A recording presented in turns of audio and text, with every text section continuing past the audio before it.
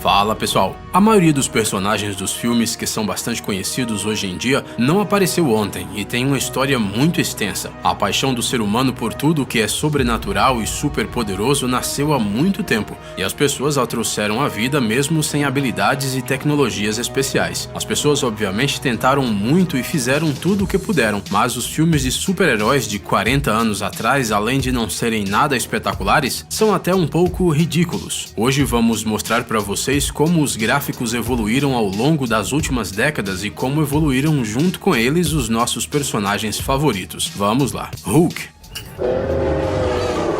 A primeira vez que o mundo conheceu este gigante verde foi em 1962. Foi nesse ano que o Hulk apareceu pela primeira vez em uma revista chamada O Incrível Hulk. Durante quase 20 anos ele não saiu daquelas páginas, até o dia em que finalmente foi ressuscitado em séries de televisão que foram ao ar de 1977 a 1982, e depois de 88 a 90.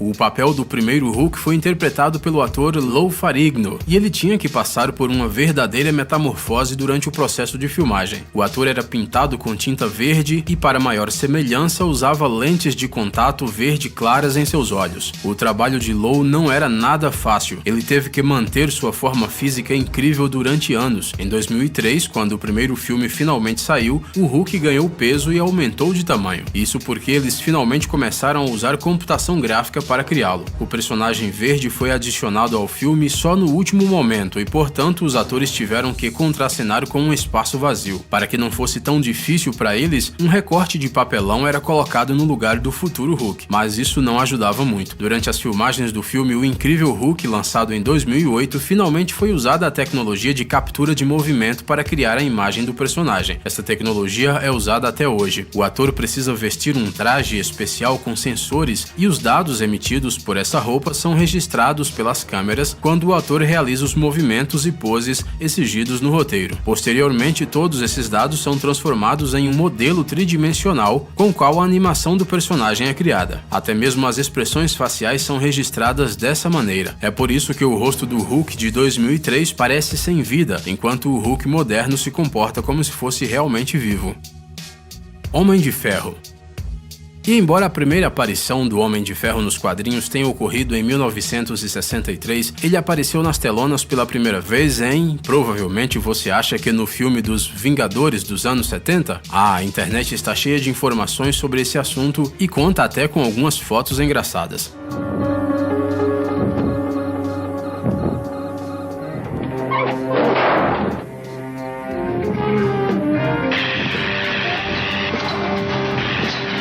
Infelizmente, o homem com o terno de estanho não é o Tony Stark, e o vídeo não é parte dos antigos Vingadores. Na verdade, esse personagem se chamava X-Men, e ele não tem nada a ver com Stark. O Homem de Ferro apareceu nas telonas em 2008, em um filme com Robert Downey Jr. no papel principal. Sim, essa foi a primeira aparição do Tony Stark no cinema. A sua primeira armadura, Mark I, era feita a partir de materiais de sucata. Para torná-la o mais realista possível, os cineastas criaram uma versão real da armadura, feita de metal e plástico. Seu peso final era de 41 quilos.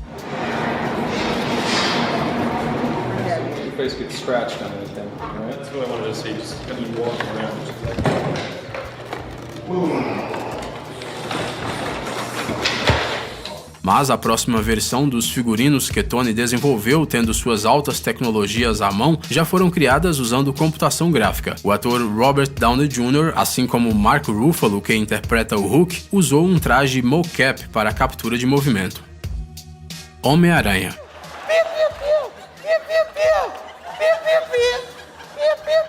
O Homem-Aranha apareceu nas telas pela primeira vez em 1977 em um lançamento piloto para a série de TV The Amazing Spider-Man, que foi ao ar de 1977 a 1979. O papel de Peter Parker era interpretado por Nicholas Hammond, mas não era ele e sim um dublê com a fantasia de Homem-Aranha que realizava as complicadas acrobacias. O cartão de visita deste super-herói é a sua capacidade de subir no teto e nas paredes. Para demonstrar as incríveis habilidades do Aranha, Homem-Aranha, os dublês eram erguidos no teto e nas paredes usando um sistema e cabos sofisticados e ocultos. A curta cena em que o Homem-Aranha passa de prédio em prédio com a teia foi filmada durante 2 dias. Ela custou tanto e era tão perigosa que foi filmada em diferentes ângulos e depois usada em todos os episódios. No filme do Homem-Aranha de 2002, Tobey Maguire atuou em um traje feito especialmente para ele, que foi animado usando fragmentos adicionados no computador. Nas difíceis cenas de voo sobre a cidade, bastava apenas mover o modelo desenhado. Para o filme New Spider-Man, o ator Andrew Garfield fez as acrobacias vestindo um terno mocap e os seus movimentos foram combinados com o traje do Aranha. Um programa especial foi usado para editar cada quadro, dando ao personagem final do Aranha uma posição correta em termos de gravidade e um destaque dos músculos para grande ostentação. Nos filmes da Marvel, Tom Holland fez a maior parte de suas acrobacias por conta própria, vestindo um traje. Ele subiu pelas paredes e foi suspenso ao ar por cabos, que depois foram removidos no computador. O próprio Tom diz que fez só a parte dos movimentos que eram reais para o corpo humano, enquanto as partes fantásticas do Homem-Aranha foi desenhada usando gráficos.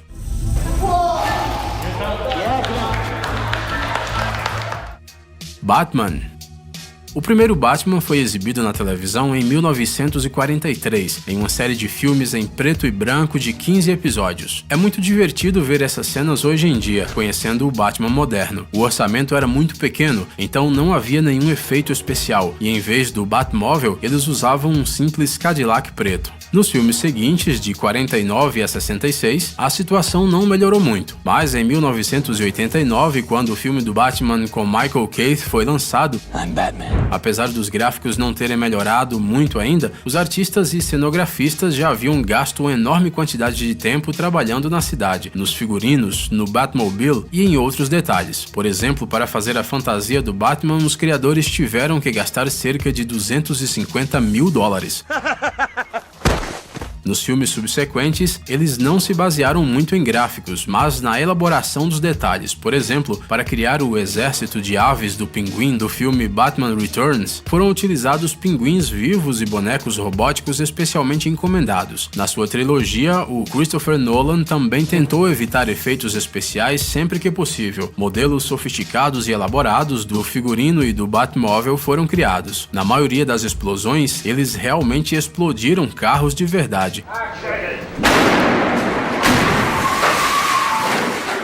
Ao criar os filmes, a ideia era que os efeitos de computador não deveriam ser a espinha dorsal do conceito, mas apenas seu suporte. Godzilla. O primeiro filme sobre o Godzilla foi lançado pelos japoneses em 1954. Não dá nem para falar sobre efeitos especiais nessa época. Os atores usavam roupas volumosas e eram filmados em um pavilhão cercado por modelos pequenos de edifícios e árvores, de modo que parecia que o Godzilla tinha uma altura extraordinária. Nos 20 anos seguintes, mais 14 filmes foram lançados no Japão. A maioria deles já eram coloridos, mas o papel de Godzilla, assim como de seus rivais gigantes, ainda era representado por atores em figurinos ou por bonecos. Os atores tinham que trabalhar em condições infernais, pois os trajes pesavam quase 100 quilos. Não era só difícil de mover, mas também respirar dentro dele. Na época de 1970, os primeiros efeitos especiais começaram a aparecer. O Godzilla passou a cuspir um fogo não muito realista e seus adversários lançavam faíscas e derramavam sangue falso.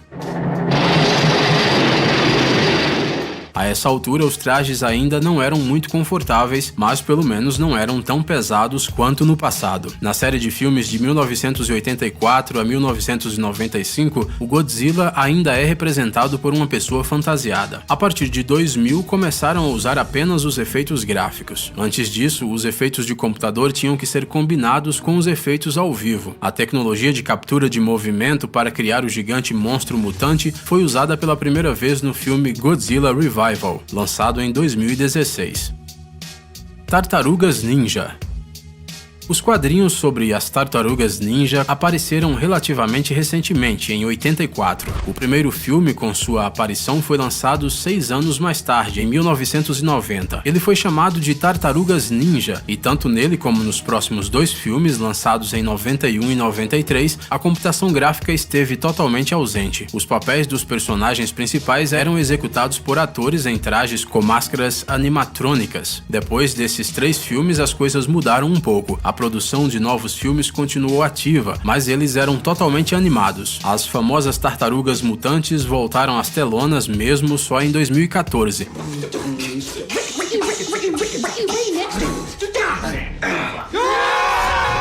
O filme contou com muita computação gráfica, e em vez de vestir trajes de tartaruga volumosos, os atores usaram trajes mocap.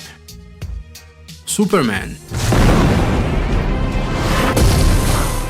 O mundo conheceu a história do Super-Homem muito antes das histórias do Hulk, do Homem-Aranha ou do Homem de Ferro. No total, durante toda a sua existência na televisão, este herói foi representado mais de 9 vezes. O primeiro filme, ainda em preto e branco, foi lançado em 1948. Naquele tempo, o Super-Homem ainda não podia ostentar um traje incrível e um corpo invejável, porque a tecnologia que enfatiza cada músculo ainda não existia. A maioria dos efeitos especiais era executada usando a edição. Por exemplo, quando atiram no Superman, não é mostrado com o que exatamente eles estão atirando. Obviamente, não eram balas de verdade que atingiram o peito do ator. Em 1978, o primeiro filme colorido sobre o Superman foi exibido nas telonas. O ator Christopher Reeve fazia o papel principal, assim como nos 3 outros filmes que foram lançados em 1980, 83 e 87. Os efeitos visuais que foram usados no primeiro filme foram considerados inovadores. Muitas cenas foram gravadas usando chroma key, embora em vez da tela verde que conhecemos hoje, eles usavam uma azul. Para filmar as cenas de decolagem e pouso, o autor era suspenso usando um guindaste extremamente alto, e em seguida era movido pelo ar, chegando a ser elevado a uma altura de até 15 metros. Para as cenas em que o Superman estava voando, eram usadas técnicas de projeção frontal, e a imagem do ator era combinada com um fundo capturado anteriormente. Os operadores usavam uma lente com zoom para imitar a aproximação e o distanciamento do super-herói. Era assim que a ilusão de voo era alcançada. Em 2006, o filme Superman Returns foi lançado e nele foram usados um total de uns 1.400 efeitos visuais. Já na série de filmes em que Henry Cavill atuou, já foram usados alguns gráficos mais avançados. O filme de 2013, por exemplo, incluiu 1.500 planos com efeitos visuais. O equipamento militar usado em muitas das cenas não é real, mas sim desenhado. Os moradores do planeta Krypton usavam trajes mocap durante as filmagens e a sua aparência era criada em computador. Aqui, assim como no Homem-Aranha, os atores e os dublês realizavam apenas a parte mais simples dos truques e depois essas cenas eram mescladas com os truques digitais.